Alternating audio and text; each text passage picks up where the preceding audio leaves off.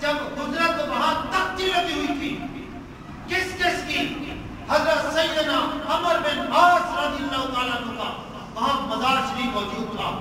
ایک نمبر 2 فرمانے لگے وہاں حضرت سیدنا ابو نضرہ غفاری رضی اللہ تعالیٰ عنہ کا مزار تھا. اور تیسرے نمبر پر حضرت سیدنا عقبہ بن عامر رضی اللہ تعالیٰ عنہ کی وہاں قبر موجود تھی. تو کہتے ہیں کالونی صاحب میں نے ریسرچ کیا.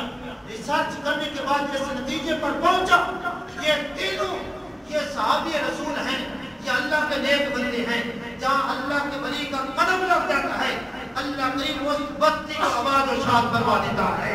اس بستی سے اللہ نہ اس سے دور کر دیتا ہے.